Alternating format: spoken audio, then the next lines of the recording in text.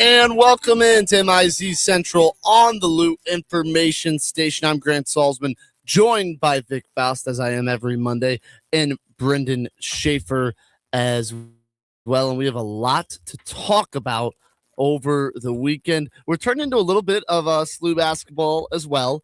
They got a huge win over Dayton on Friday. And then it was just a fun weekend of basketball. Mizzou gets a nice win that turned a little too close there in the second half, but an SEC win is an SEC win. You won't complain about that over Mississippi State, Vic. Hey, Brendan. Hey, what's up? He just called that a nice win. What? Was that a nice win? Well, What wasn't nice about it? They dominated the entire game. it was a win. Okay. I'm just asking. I'm it not was a like win. accusing. I'm not trying to be negative. I'm trying to just start this a little bit to go. Okay. Why was I frustrated watching that game? Yeah, Vic, what did you think of the Yeah, win? why were you Wanna- frustrated? Did I have any reason to be frustrated with a win? I'll say this. I'm There just was asking. there was 2 minutes where it was like, ooh, Mizzou could lose this game. That was it. It was when they pulled it within one after Mizzou was up 15. But then after that, kudos to Mizzou. Mississippi Yeah. State fought back, and They Mizzou really put it to bed. And yes, Miss State made a 3-pointer at the end to ruin my dad and I's parlay. We were in attendance. You saw my thunder. That's where I was going. That sucked. But other than that, it was a comprehensive victory. I was watching at Harpo's in Chesterfield, and literally 8 guys Oh no. went, no! And I was like, oh, and everybody knows now what that means. Welcome to legal sports betting in Yeah. Missouri. Yep. That was brutal.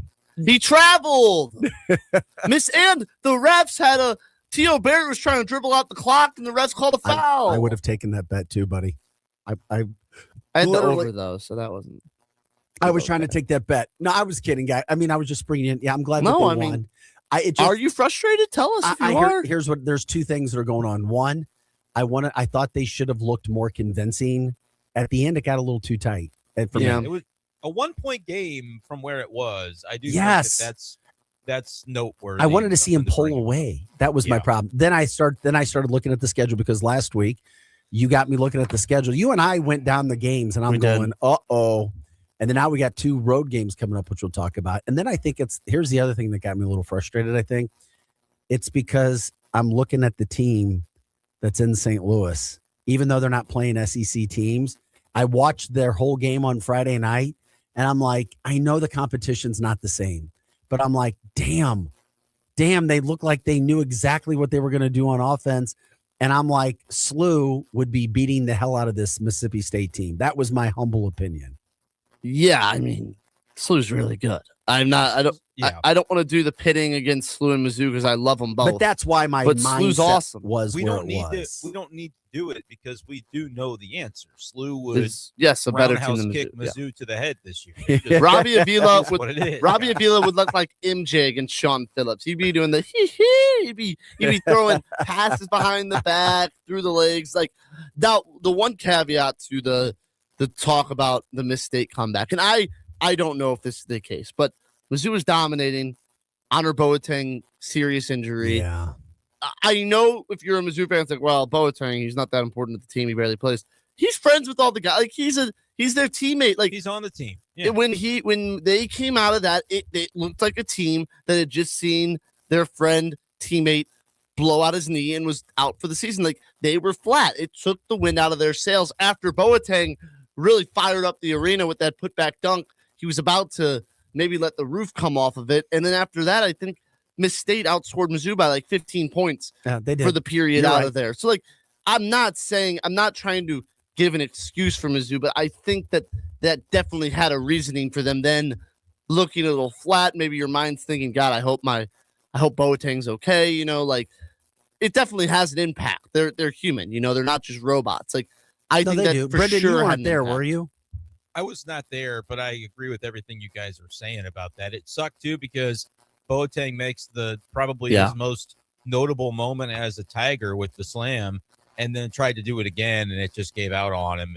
And just in like 30-second span, you go from holy crap, here's Boateng, like awesome, we're seeing some fun stuff from him, to yeah, he's done. It didn't look So- like it even affected him on his face. He's being carted off, and he's like smiling. I'm like, Yeah. oh, I think I think when you come out of a moment like that and you're probably having a lot of thoughts go through your mind about the severity, and your mind can go to a number of places, and the way it looks on somebody's face is like, there's no way to tell based on that. I mean, at that point, 11 minutes left in the game, Boateng's put back dunk put Mizzou up 66-51. His next slam would have put them up 68-51. And from there, Miss State really outscored Mizzou. It was 66-51. They went on a 14-5 scoring run right immediately after that. So here's what I'll say. Like, Mississippi State, not a great team this year. I think Chris Jans is a really good coach. He's got a good track record, not only at Mississippi State since he's gotten there, but in previous stops. They're down this year, clearly, compared to where they've been as an NCAA tournament mainstay in recent years with him. But Josh Hubbard is a freak of nature. Yes. And I feel like that, and again, Mizzou is flawed as a team. We know that. It's not as though we discovered for the first time that Missouri has flaws when they blew a 15-point lead and suddenly it was a 1-point game. So, we're not breaking any new ground here. But given the context of how, if Mizzou had a Josh Hubbard this year, they would be right where they need to be, because that dude can score at will. And he's done it for years against us. So the fact that he didn't have a good first half and then turned it on wasn't necessarily Mizzou doing a lot differently. It was like, Hubbard found his game. And once he does that, there's oftentimes not anything that anybody in college basketball can do to stop him. We have seen this. He has put up some massive games over the years. So but that's a team, guys. That's a team. But I just want to wrap it up. My takeaway, I didn't like that it was a 1-point game late, but the fact that they survived the Josh Hubbard experience as it was unfolding, I was just like, okay, I'll take it. If I can get one thing there with a win. Hubbard, 22 points. To your point, Brendan, he heated up, but you made him inefficient. He went 7 for 20 and missed 8 threes. 20 first half. Yeah. He's when he has an 22 NBA player, points on by the 20 way. shots. He's an NBA player. I don't think so. You don't. He's 5'10". He's a G League superstar. Yes. I thought that he could get into the league. No, I think he's too tiny. He's listed at 6 foot, but so he's 5'10". In hoops, you're probably not listing a guy at 6 foot. But Brendan, like you said, it's just we've seen enough of Hubbard. Yes. The thing that frustrated me. Where's that guy in the transfer portal? How do I get him? And why is he still at Mississippi State? He's only played for 3 years, apparently. Yeah. It seems like he's been there for 5. He's got another year? Yes. Oh. And if he's 5'10", like you say, I don't think he's declaring. I would throw a bag. I would tamper. I would tamper with him and get him to Missouri next year. When they go to at Mississippi State later in the year, let's tamper there. Let's do some tampering. That's what you're frustrating me with when you talk about them going to Mississippi State, because Mississippi State is one of the 2, in my humble opinions, worst teams in the SEC. Yeah. And then I'm looking at the rest of the schedule. I'm looking at what they should do, and they're at home. And we already know this team is not very good on the road. And then I'm like, damn, this is close. Mississippi State will believe that they can win that game back there. And then I start, believe it or not, I know that Missouri's not a tournament team, but I have hopes. I still have hopes. We have to hope. They're only in 7th place in the SEC right now. Their conference record is perfectly you're just kind of hiding in there in the middle with all the other teams that think they're going to the tournament too. So. Which brings my point to this SEC. I knew it wasn't great, but it's turning out to be a little bit less than what I thought it would be. Yeah, it's not. I mean, last year it was so unbelievable, but this year, I'm looking at KenPom right now. Missouri is sitting at 60th. I did see that. I'm sure they went down based on the result against Mississippi State. I actually think they went up a couple spots. Did they? Yeah. Well, they had been in the late 50s, but I don't think I looked after the Bama game. I think they dropped to 62 after Bama. If I'm okay. But to that point, Mizzou is 60th, and there are 4 teams below them: Mississippi, Oklahoma, and then I think the 2 that Vic was referencing, South Carolina, State's at 81, and South Carolina is at the bottom at 87, which is Missouri's next game. But it's on the road, to Vic's point, where it's like this team hasn't really demonstrated it can play great on the road. So how can you? By the way, great example: 87. That's South Carolina, the next opponent. The team in 84th in KenPom is a team Missouri has lost on the road to in Notre Dame. Yeah. So this is going to feel like that coin flip Notre Dame type of game where, you lose it at the end in very irritating fashion. They flatly cannot afford that. No. In this game against South Carolina coming up. You just have to win it because, like you're talking about, the games on the schedule that remain, there's a lot more difficult ones than this. You got to clean up the ones that are very attainable, even if it is on the road. And you have a week off. I believe South Carolina plays in midweek. Let me double check that. They play on Tuesday. So you have a lot of preparation on them. You have days of rest ahead of them. Like, there is no excuse to not win this game. And if you do on Saturday, and we'll talk about it as the week goes on, you've really given yourself a chance in this SEC. You're 6-4. A lot of people's targets, they think to get in the tournament is 10-8. I think it's 11-7, but let's say 10-8 is good enough in the SEC. You're 500 the rest of the way, and you're in. If that's what you believe, you've given yourself a shot at 10-8 at least. And if you lose the South Carolina game, frankly, I think your shot's really gone. Yeah, we can't even talk about it from that standpoint if it gets to that point. The other thing is who this team is. I still can't figure this team out. Yes, Barrett has been good, but Brendan, I brought this up when you weren't on the show. By the way, congrats to you and the family again. Thank you. With everything going on. I know Grant threw that shout out last week. I didn't get a chance to tell you that yet. Is the fact that obviously Stone coming back, in my humble opinion, changed the dynamic with Cruz and Ant Robinson. Pierce too. They've been gone. History. It's like they're not even the same players. Then Barrett comes in and really changes the flow. And obviously he's been a positive, but I still feel like, and this is me giving Gates a little bit of room, it's like that's a big, big change in my humble opinion. And now Barrett's getting all this playing time. They got to figure out again who does what role, in my humble opinion, because they still look off to me on the offensive end. I think they're playing decent enough defensively in the conference to win, but the offense looks off. Yeah, I mean, it's game to game, I feel like, where some games, I mean, I'll go back to the Auburn game where it looked like offensively they really were dialed in and doing some great things. Now, sometimes just great shooting nights make it look that way, but I felt like even in the Mississippi State game, there were moments, there are stretches throughout the game where they get going offensively. And then I feel like maybe the defense, the other team makes their adjustment, and Mizzou doesn't have the counter strike necessarily. They're like, well, the thing we were doing successfully is no longer working. So it's coaching. And well, look, man, Dennis Gates has become such a polarizing figure because of the nature of his seasons at Missouri. There was a conversation recently, I can't remember if it was on this show or another show of mine, where we were talking about the notion of consistency. And I said, to be honest with you, and that's something we always strive for, like sports teams always want to be consistent. That's the last word I would use to describe Mizzou basketball under Dennis Gates. Going from NCAA tournament to 0-18 to NCAA tournament they just haven't been consistent. But we see it in fits and starts, whether it's the offense, Vic, or the defensive intensity. The rebounding comes back for a spell and then it goes away. To find that level and that consistency, I think, is all Mizzou basketball fans are hoping to see from Dennis Gates' team, and we just haven't really gotten there yet. And that inconsistency is why they can beat teams like Florida and at Kentucky. And Florida, by the way, is looking like one of the best teams in the country now. They're going to win another championship. I'm just going to say that Florida and Kentucky win, you might look in March, they're on the bubble. That might be what gets them in. He owns Florida. He does, for some reason. For whatever reason. But then the inconsistency is why you lose to LSU and Notre Dame. Well, for sure. I hope Florida wins every game the rest of the season. Yes, of course. And you're looking at Kentucky and what they're doing. I'm curious for you guys watching on Saturday. Kentucky, Arkansas, you've got the Calipari angle, everything that goes along with that. Missouri already has the win in hand over Kentucky. My thought was Kentucky win on the road does make Kentucky look a little bit better. You still have two cracks at Arkansas. Ideally, you'll be able to split with them. Going to be easier said than done. But I kind of was rooting for Kentucky to just say, maybe Missouri gets the resume boost if Kentucky goes on a run here. I don't know. That was my view. And Kentucky's looked better as of late as well.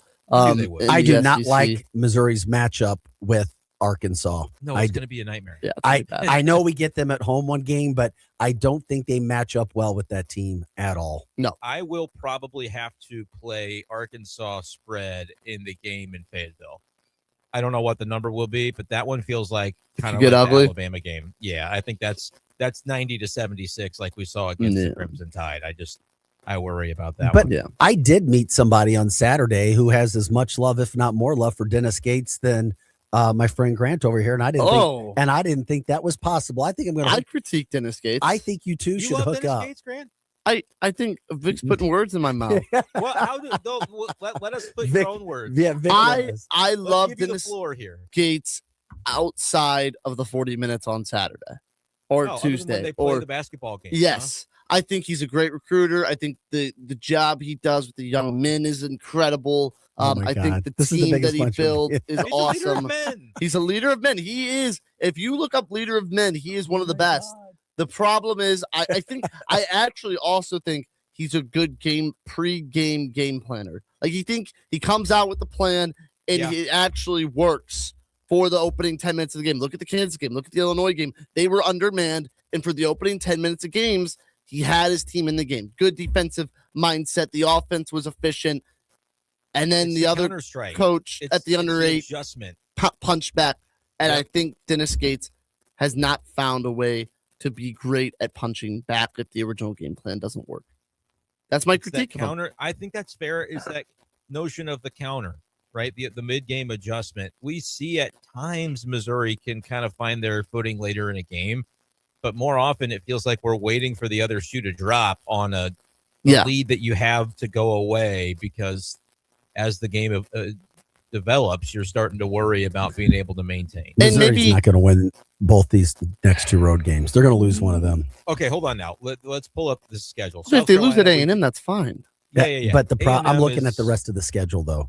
Let's do it. Let's play my favorite game. Play the schedule game. It's a fun game. I don't like how it is, and it's hard for me to watch a team that I know it's not going to make the NCAA tournament and get excited. They could, though. They're still in position to where like it is in front of them, but they I would control say, their own destiny. And like the Torvik, I think before this game said like 9% chance, which felt about right. And Mississippi State game didn't change that. So you're talking about like a 1 in 10, I think, statistically, to really feel like they've got a shot at this. Will they be favored at South Carolina, do we think? I think it'll be maybe 1 point underdog, maybe 1 point favorite. And that's sad. It could be -1.5. Think about that. Honestly, think of that. Missouri at South Carolina. Yeah. As a it is sad. Underdog. And that tells you, it tells you the value of home court in college hoops, but it also tells you where Missouri's at. Like, it's such a Rorschach test, because you can look at Missouri's conference schedule and you can look at the talent on their team and some of the names they've got and say, NCAA tournament could be. SEC's down, you're going to pick off some teams. But then on the other side of it, you can look at if South Carolina is favored to beat your team. Why are we talking about the NCAA tournament as a realistic possibility this year? And okay, so let's play the game at South Carolina. I'm going to say win, because it's a must win. Reluctantly going to say win for the reason that Vic just said. I don't want to think about talking about this team without that game being a win, because we can at least think for another week like, hey, all right, they're doing what they have to do. So I'm going to get 4, and I'm going to give them a win as well, because it gives Dennis Gates another full week with a new kind of running system. Yeah. And we saw Dennis Gates on 2 weeks, and they looked really good. That's good. Which is why I say I think he's a really good preparer before a game when he has time. He looked really good. They had a game plan against Florida and was executed perfectly, and they won the game. At A&M, loss. Buckyball, good. I don't think that Missouri can win that game. No. So we're at 6-5. Vic, I'm assuming you agree. Yeah, of course, I'm with you guys. Home against Texas. Okay. I think they win that game. Swing game. Texas is. I'm of the belief that Texas is actually really pretty dang good. But they keep playing sometimes some games that makes it not look that way. They're 34th in KenPom. They're 13-9. Like in my head, Texas is like NCAA tournament caliber team. With as many losses as they have racked up, Texas really is going to need that one. They've got a top 10 offense in the country per KenPom, but they're barely inside the top 100 on the defensive end. Could that bode well for Missouri to play? Probably. I mean, you get in the paint, T.O. Barrett knifing in, you get the shots to fall. That's going to be probably the swing game of the season, I think, assuming the South Carolina one goes the way we're predicting. But is Texas even 500 yet in conference? I don't believe. I don't think they are. I think they're 4-5. They are 4-5. But they've had a tougher run of it schedule-wise. I'm going to look at which I mean, like you said, the SEC is not what it was last year. But I'm looking at some of their games that they've played. Their losses come at Auburn and at Kentucky. I don't really think there's any shame in either of those. They lost to A&M at home. I think A&M's a little better than them. That was the swing game that they needed. But they beat Vanderbilt. They lost earlier in the season at Tennessee. They did lose at home to Miss State. On the road. The Miss State one is the reason that I look at this Texas team as like a coin flip. It depends on which Texas team shows up. And they lost at home to Arizona State. If you can lose at home to Mississippi State, which, by the way, Missouri kind of almost. I'm going to give them a win. Missouri absolutely needs it. I won't be surprised. It's literally which Texas team shows up to determine it. But for the sake of this game, I'm going to say Mizzou wins it because I want to see what the schedule unfolds to be. If we can give the Tigers that one to get them to 7-5. And I think they split Vandy, Texas. So that's where I'll go loss against Vandy. To Vandy. Yeah. Great. Okay. 7-6. You do have to get at least one of those home games, at least. And I think, like, call me crazy. And Vic and I talked about this, but I think you were off. If you're 7-5 going into Vandy, that's what I said the goal should be. You've given yourself a great opportunity. Because if you lose the game against Vandy, it's like, okay, like that loss sucks, but still all we're looking at is like a 3-2 ending to the season we're in. But if you win that game, it's like, whoa, 8-5, we really can play ourselves in. And you're at home where they have notoriously played very, very well. They're going to lose the to last Arkansas. 2 years. Assuming that you go 2-1 of the next 3, like you're talking about, Grant, Vandy does become like house money. It's like the game that can turn you into Teflon a little bit from a resume standpoint, because they're going to have some negative things to say about you if you drop 2 to Arkansas, like Vic said. Like, I just think, there's going to be some aspects of it. But if you can look back and say, at that point, Missouri would be 8-5 with wins in hand over Vanderbilt, Florida, and at Kentucky. So this is the positive. That's the one that gets you into the field. Like Lenardi will be talking about Missouri as a 10 seed after that game on the 18th of February, if that goes to plan.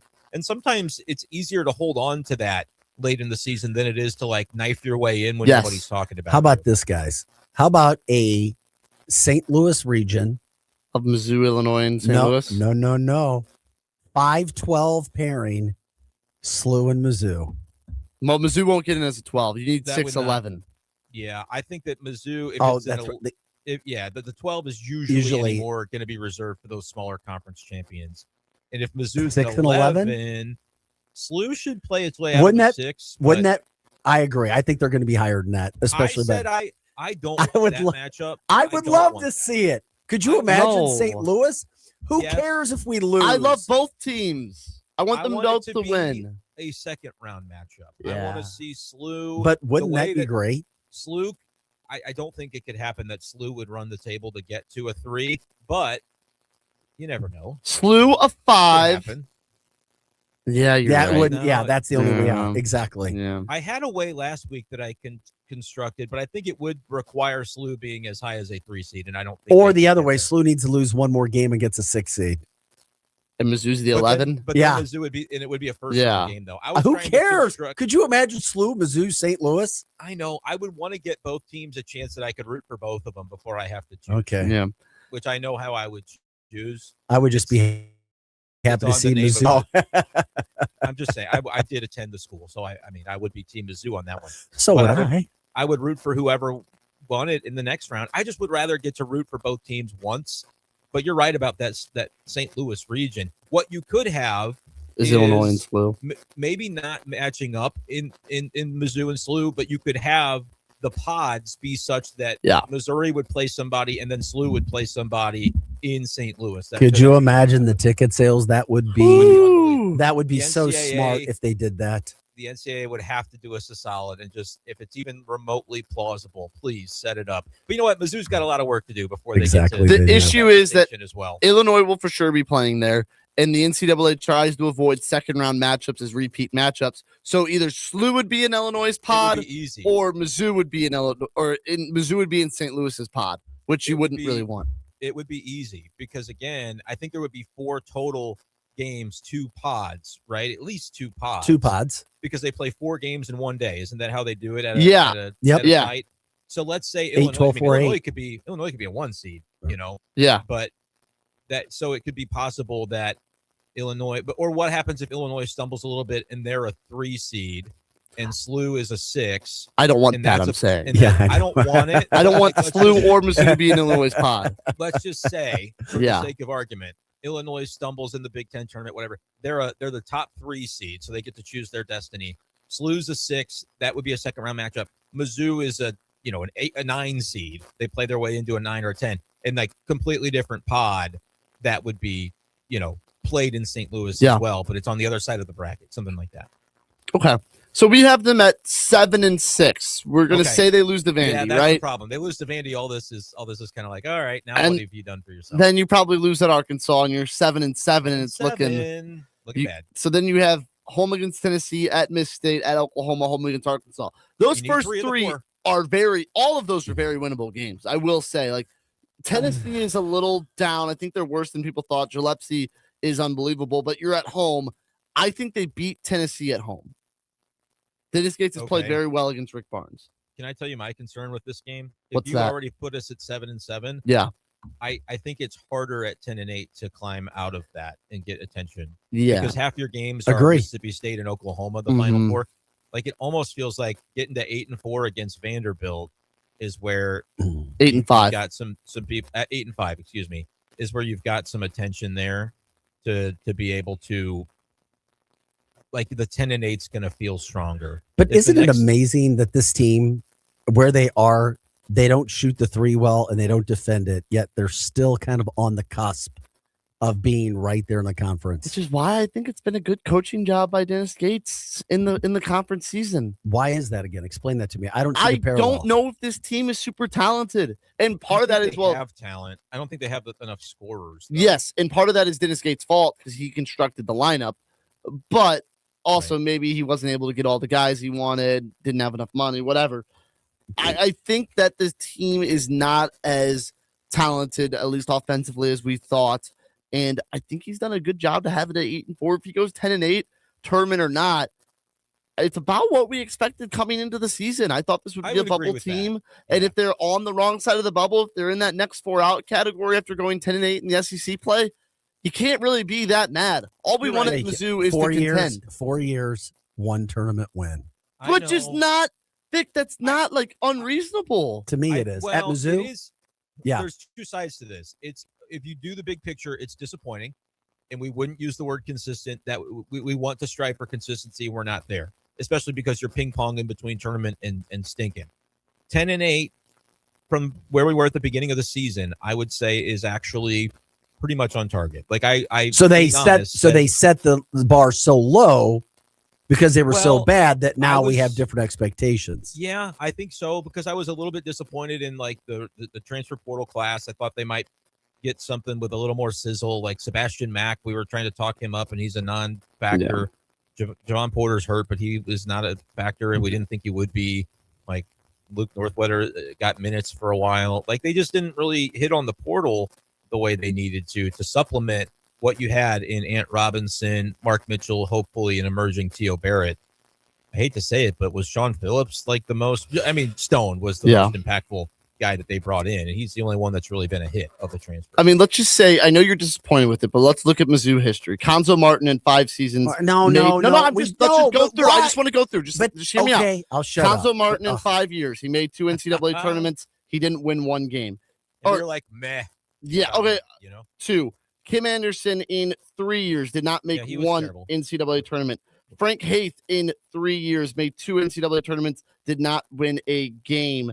Mike Anderson in 5 made 3, and he made the Elite 8. Yeah, like that. And then you even go farther back. Mike Anderson. Is that crazy to say, Vic, that we want a Mike Anderson type of? Like 5 years at this point, yes.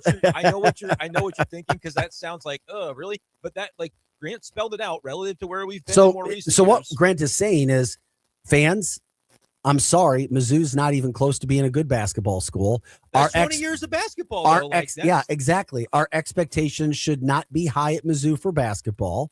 Dennis Gates is still making really good money. And this is just deal with it. That's what I'm hearing out of this. And I'm like, it's not that, but it's not that. I just remember the day. It's not like Gates he's exceeded expectations in his 4 seasons at Mizzou, I think. You think he has?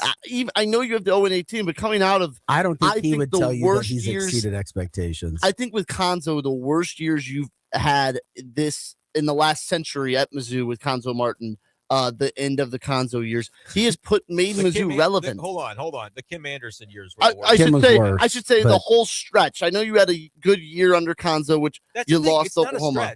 The reason it's so hard to identify the coaching and like what we think of it is because there's never been a stretch. There's been some mediocre basketball, and then Michael Porter shows up, and then he doesn't really play, and so like it's a blip on the radar, and then we go back down, and then we're back up, and then we go back down.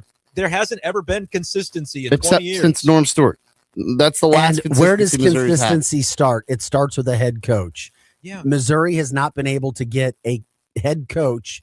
I mean, look, and I know it's easy to say it now, but he was dominant at Division II, Indiana State as well, and now SLU, Josh Scher's offensive efficiency, and I don't care where you are, who you're playing against, offensive efficiency and an offense that rolls and moves well, you're going to see. The man is a terrific basketball coach, and not just at SLU. He was doing the same thing at Division II Lincoln. He was doing the same thing at Indiana State, and now he's doing it at SLU. You've got to be better if and when you ever have to get a coach when it comes to these things. SLU's not a dominant defensive team, but you know what? They're so good at offense that it works. But Schertz has never proved it in the tournament. He's never even made it. Not yet.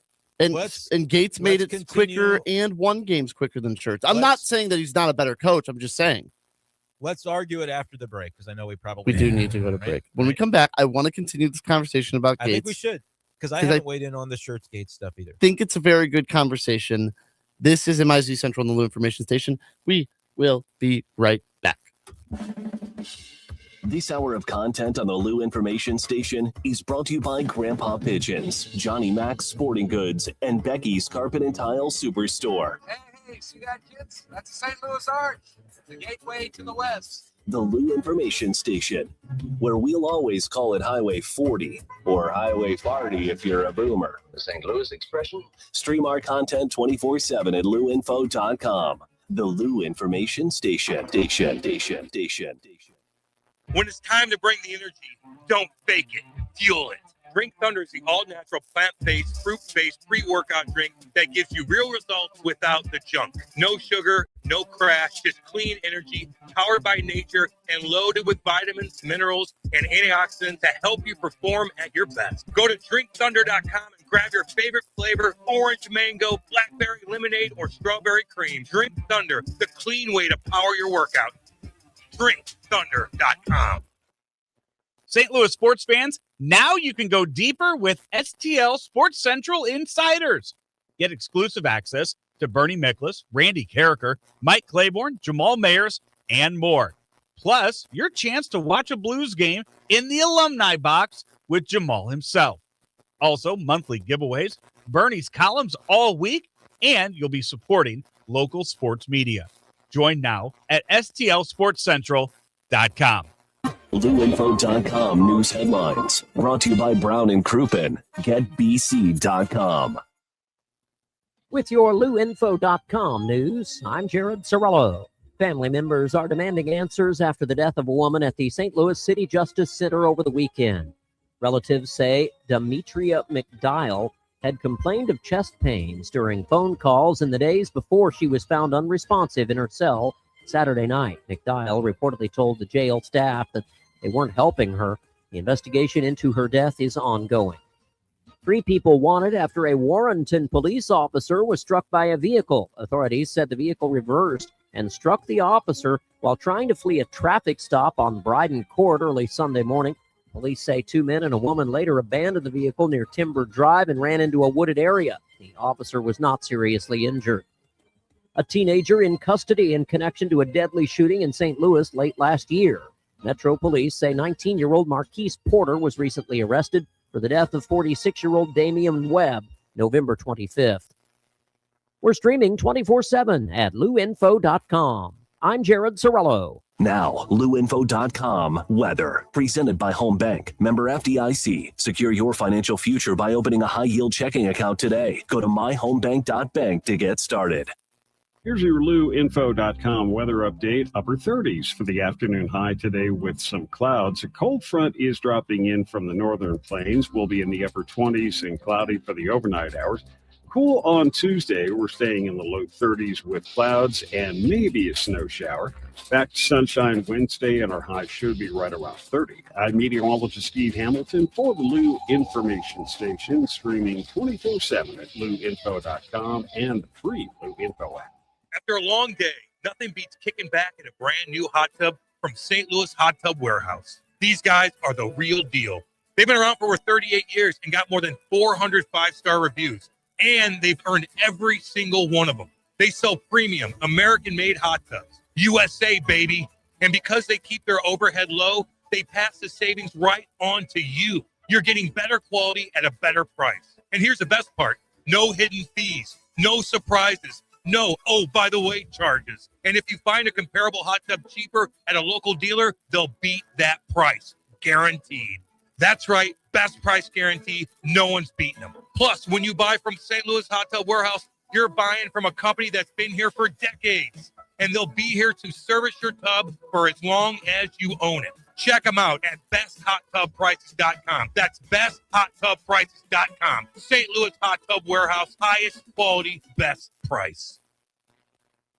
Are you paying too much for term life insurance? There's a tremendous price war among the major term life companies. Rates have dropped dramatically in the past 2 years. For example, a man age 45 user, $1 million of coverage is only $75 per month for the next 10 years. Or a man age 50 non-tobacco user can buy $500,000 of coverage for a monthly premium of only $110, guaranteed not to change for the next 20 years. That's right, level rates for 20 years. And if you're a smoker, we have great rates for you as well. At the Term Lifeline, we specialize in policies of $500,000 and above. So if you're looking for new or replacement term life insurance, call right now for a free quote. Rates and availability may vary by state. Sample rate quotes are based on preferred non-tobacco underwriting exam required to qualify. 800-803-1961. 800-803-1961. 800-803-1961. That's 800-803-1961.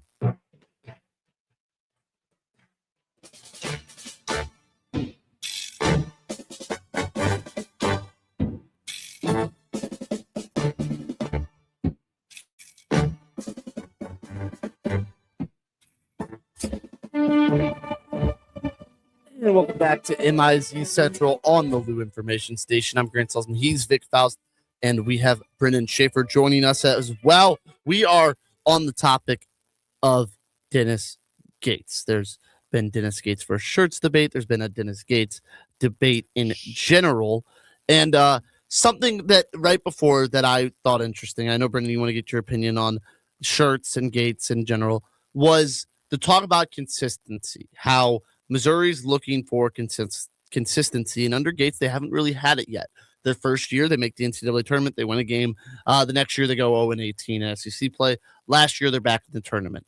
I think, and this is from my viewpoint, consistency for Missouri is not, if we're just being realistic, because this has never been what the program is. It's not consistently making Final Fours, because nobody does that. It's not even consistently making Elite Eights or Sweet 16s.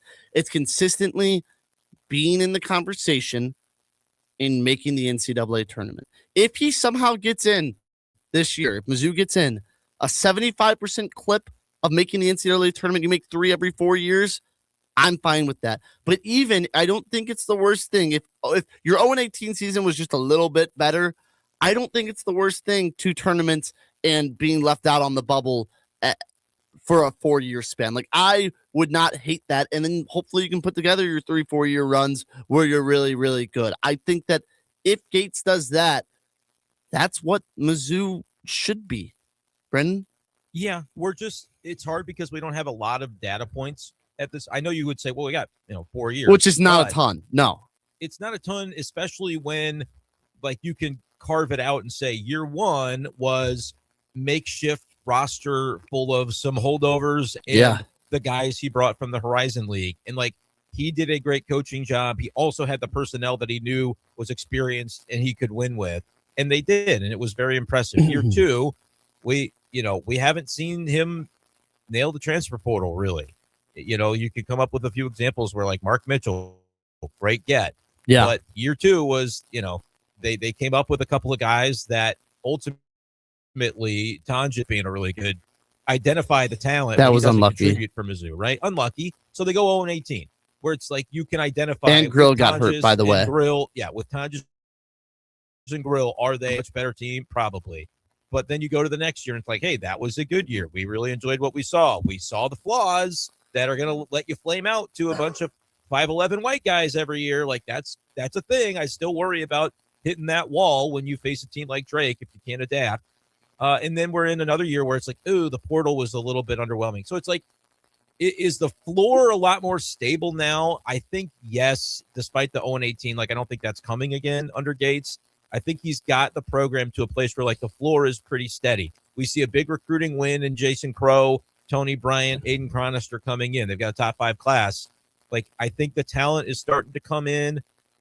Is it frustrating because in this era, it actually doesn't take very much time to rebuild a program? No, not in basketball. That's what I'm saying. That's what's frustrating because we see other programs do it much more quickly and nail the coaching hire, right? But it's not to say that because Josh Schertz is a phenomenal coach and SLU nailed their coaching hire, now they're going to have to try to keep him long term.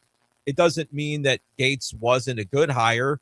But it is frustrating to kind of be in limbo when you see it's like the meme of Squidward looking out the window, and SpongeBob and Patrick having so much fun. We're like, oh, that could be us. We're not in dire straits here at Missouri, but we're not quite where we see other programs. Here's my issue. Get there in a lightning split with the portal the way that it is. Great point. Here's my point regarding Coach Schertz and Coach Gates. As Mizzou fans, we have said it today and we meant it honestly. We wish the best for SLU. We're happy for them. We're happy for their fan base. We're happy for St. Louis. But there is no way in hell SLU should be better than Mizzou right now. And I'm Dennis Gates and I'm so eloquent in my press conferences and I'm a recruiter. BS. You just got your butts kicked in regards to success by SLU right now by a head coach who is better than Dennis Gates right now. And he's proving it right now. And he was given some time. We talked about the 3 years. I'm sorry. SLU is in a much better spot right now. No, I know that their schedule isn't great. Missouri's schedule isn't great in the SEC either, but it's better than SLU's. I get it. I totally get it. I don't know if Missouri's schedule is better than anybody this year in the non-con. But then you look at Schertz and you hear coaches, even earlier in the year before they had some of their tough games, even Bruce Pearl 3 weeks ago saying No, I thought it was Bruce Pearl that said it. No. Sorry. No, Bruce, you're right. The retired Bruce Pearl. Yes. Bruce Pearl said this is the best coach nobody knows about. Literally, he's like, guys, people don't know about him because he was in Indiana State, but when it comes to offensive basketball, he's as good of a mind as you're going to find anywhere. And he proved it with Indiana State and their three-point shooting a couple of years back before he came to SLU. Dusty May, Michigan's coach, has called him one of the best offensive minds in the game. Literally. These are very important people in basketball with a lot of success. That's why I get frustrated. Come on, Mizzou. Where is our offense? Where is the freaking just having an idea? And it's the same thing that we've seen with Mizzou year after year. I'm not angry at Dennis Gates. I want him to have success. I want this team to have success. But when you get down to when you actually break it down, guys, SLU is in a better position than Mizzou is right now. And Schertz has had less time to do it. And if they're able to keep him, look out, because you see what a good mind can do. So what would Mizzou does this at the end of the year? They're in this spot. Where will you say, okay, I can live with that? Is it NCAA? If they don't make the NCAA tournament, is a failure of a season? Yeah, that's what I've called it. So even if they make it and they're an 11 seed and they lose to a 6 seed who's a better team, are you okay with it? That's a great point. More so than not making it, yes, because at least it gives us 4 days to get excited. It's true. And hey, maybe you're playing in Dayton to win that game. Yeah, maybe you win that's an NCAA tournament game. Yeah, I go 10-8. That's what's going to happen. They're going to win that. They're going to win in Dayton, and then everybody's going to go, wait a minute, did they win an NCAA tournament game? Well, it's not a first round game. Damn it, that's such a Mizzou thing. I'd say 10-8. If you go 10-8 in the SEC and you win a game in Nashville and your hands are up. I think that's job done. If you get left out, you get left out. And you say, okay, that sucks. But yeah, we didn't have half our team against Notre Dame, against Kansas or Illinois. Who knows if we had Pearson Stone, what that would have been like. But I say that's a step forward for the program is see you win a tournament game in the SEC tournament. If you go 10 and and 8, if you get left out, you get left out. Yeah, that's a step forward. You're right. If you go 10 and 8 in the SEC, you're stacking consistency. Yeah, you are. I agree. That would be the consistency we're looking for, or it gives you kind of the makings of it. Because last year you had Grill and Tamar Bates averaging both more than 13 points a game, 26 minutes a game. Those were kind of your big dogs, and Tony Perkins averaging 23 minutes a game. They lost a good amount of production and had to figure out a way to replicate it. They did bring back Mark Mitchell and Anthony Robinson, and I would say Robinson not taking a step forward this year is a disappointment. But Teal Barrett is emerging as a player that you can start to count on, and so you're feeling good about that from like a state of the program standpoint. I would say the same thing with Trent Pierce, kind of now that we're seeing him in the lineup, kind of leveling into what he's capable of being. Given that I kind of thought if they're on the bubble, that's kind of what I expect. 10 and 8, a win in Nashville, and you leave it up to the committee. Happy. I would be fine with that because I would also say, all right, that's the first time we've seen Dennis Gates have 2 years in a row where they're at least solid and the bottom didn't fall out like it did in his second year.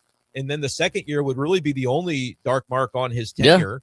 Yeah. And then you could say, look at the recruiting class we have coming in, add one key transfer, and suddenly you're moving the direction you want. That 0-18 season messes with our minds. It did happen. You can't discount it.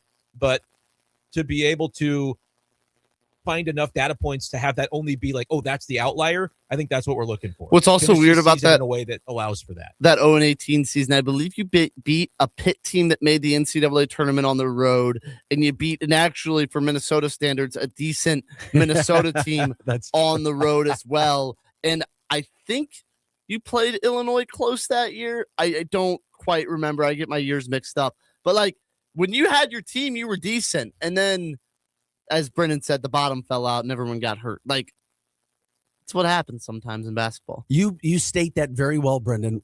But if Missouri finishes 10 and 8, in my humble opinion, that's a pretty good season because you're going to have to win some big games here to go 10 and 8. And you're going to have to win some road games to go 10 and 8.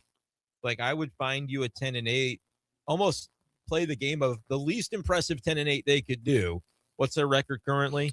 They are 5-4. 5-4. 10 and 8 in the SEC gets so them you in. beat South Carolina. That's one more. Beat Mississippi State again. You beat Oklahoma on the road. Uh-huh.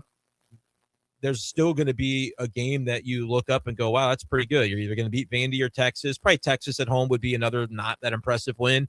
But doesn't that only get you to 9? And then Tennessee at home probably isn't super impressive. Like, and it took, so you would have done some things though that are noteworthy. I agree. And you're going to have to beat an Oklahoma team on the road that it took not one but 2 miracle shots to beat on your own home court. We're counting 3 at minimum road wins. Yeah, so that'd be a good season. You're right.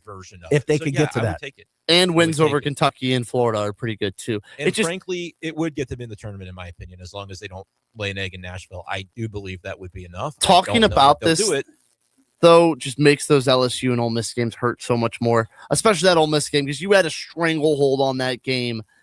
Man, what frankly, they wouldn't Notre give Dame for one of those. Still hurt the most for me, but the what? Notre Dame probably still hurts the most. That for me was because disgusting. you literally had that whole game in hand and then you blew it. That was gross. That was disgusting. And they stink. They're so bad. Game stinks. I knew they did then, and now they have been without Shrewsbury for a while, and he's back, and they're playing Burton. They've been without Burton. Getting into the weeds, though. The committee doesn't care. No, they don't care. They're not going to look at the 3 degrees of separation. But also, I'll say the committee doesn't care about games normally played at the beginning of December either. So yeah, you're right. One of those conference ones would definitely change the resume more than switching Notre Dame. Notre Dame just felt so easily attainable. Yeah, like beating Vandy at home is, you would much rather have that than a Notre Dame victory. It would get, that's closer to getting you in. Yes, but you could have had both. Easily. They have a week. They have to go beat South Carolina. 100%. None of this matters if they lose to South Carolina. 100%. Because if you lose to South Carolina, it's an uphill battle. You won't win. It's a hill you can't climb. If you beat South Carolina, You're still on track. The doors open to go 4-4 with your final 8 and make the NCAA tournament. We're in February. When the calendar flips one more time, we're there. I mean, this is important basketball now. And I think that, again, I've said this multiple times, Dennis Gates and company have set themselves up to where in February they have a chance to compete for the NCAA tournament. Yep, they're there. That was not the case in December. And they have done it. And I think we would all take that, especially us, because it gives us something to talk about. 100%, buddy. I don't know what Brendan did in that 0-18 season. I don't know how you talked about Mizzou every day. It was not pleasant. Yeah. It was not I covered an 0-16 Lions team, the first team to ever go 0-16, and that was brilliant. But at least that's once weekly. a week, yeah. But you have to go every day and get stories and talk about them all week. And they look at you like, oh crud, we don't want to talk to you, and you don't want to go talk to them. Yeah, we know. Dan Orlovsky's running out of the back of the end zone. I was there. God. Well, he's Vic Faust. He's Brendan Schaefer. We'll be back on Wednesday to talk more Mizzou. We want to talk about Jacob Cruz and Anthony Robinson. See you, Brendan. On Wednesday. See you, boys. That will be big. Thanks, everyone, for listening. Up next, it's Charlie Tuna in the Posse on the Loot Information Station. The choice of a lawyer is an important decision and should not be based solely on advertisements. At Brown & Crouppen,